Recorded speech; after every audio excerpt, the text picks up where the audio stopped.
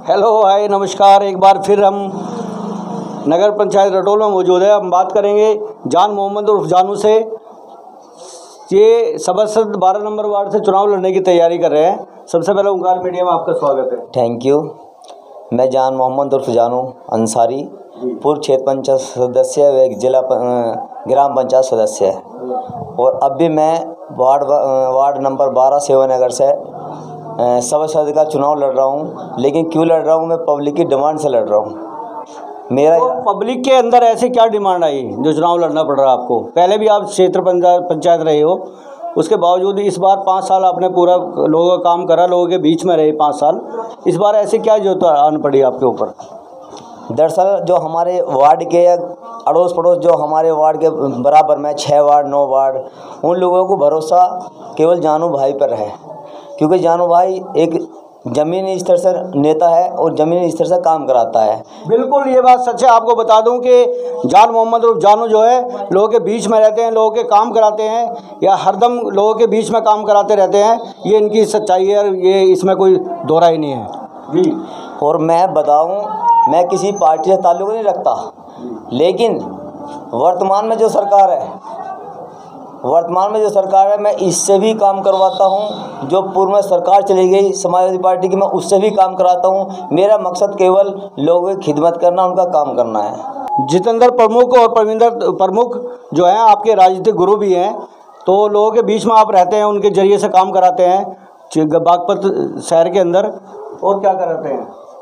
अगर जो मैं ग्राम प्रधान से जो स्कीम थी वो ग्राम प्रधान से कराता था, उनके अंडर में नहीं थी तो मैं ब्लॉक स्तर से कराता था।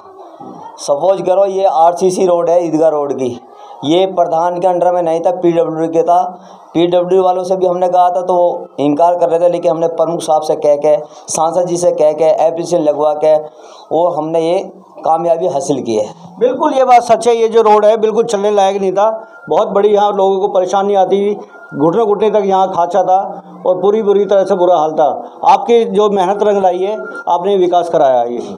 और मैं एक बात और बता दूं, अभी ये चुनाव से अभी 2-3 महीने पहले हमारा मुन्ना नगर सेवानगर में जो मुन्ना नगर था उसमें गड्ढे थे काफ़ी लोग। हमने प्रयास करा एसडीएम साहब से, डीएम साहब से, हमारे त्रिपाठी जी आए, उन्होंने उनका सर्वे करा। उन्होंने हमें भी सभासद दी कि भाई तुम चुनाव से पहले इतना काम करा रहे तो तुम सभासद बन के कितना काम कराओगे।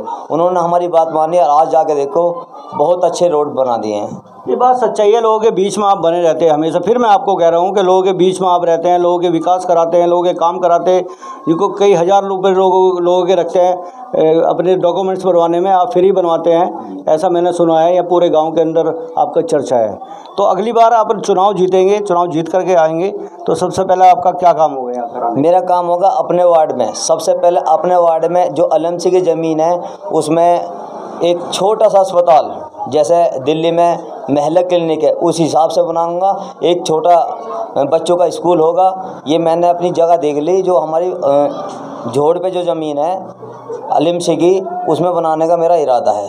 एक बहुत बड़ी बात सामने आती है यहाँ जो है, एक संत मेरी इंटर कॉलेज है, सिर्फ एक ही कॉलेज है, स्कूल ही है, मैं कहूँगा 12वीं तक स्कूल के। हम भी पढ़ के गए हैं, हमारे बच्चे भी वहाँ पढ़ रहे हैं, अभी तक कोई समाधान नहीं है।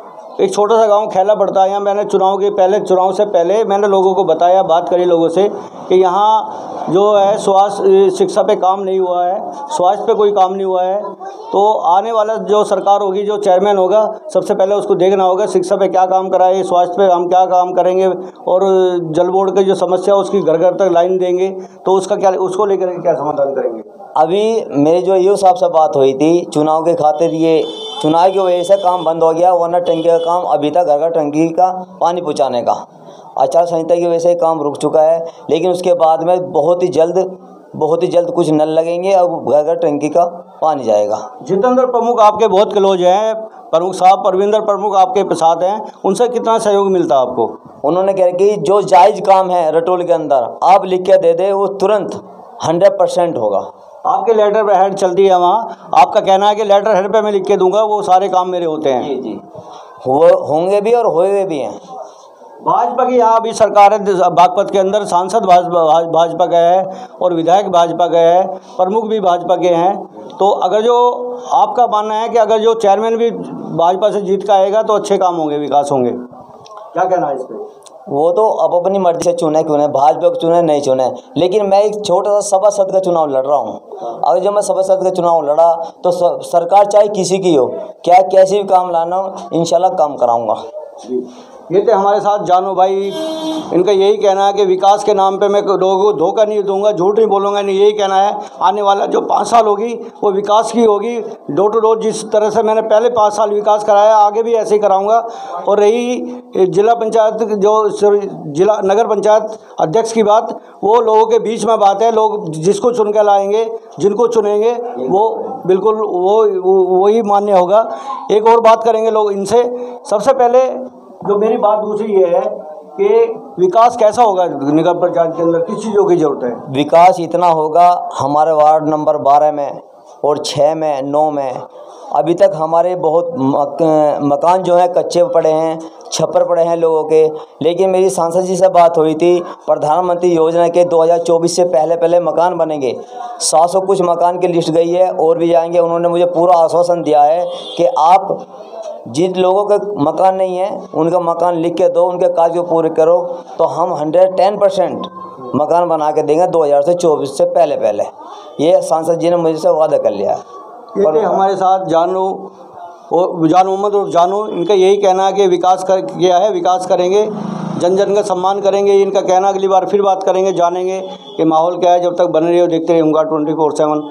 धन्यवाद। अपने शहर की लेटेस्ट खबरों के लिए चैनल को सब्सक्राइब करें और बेल आइकन को दबाएं।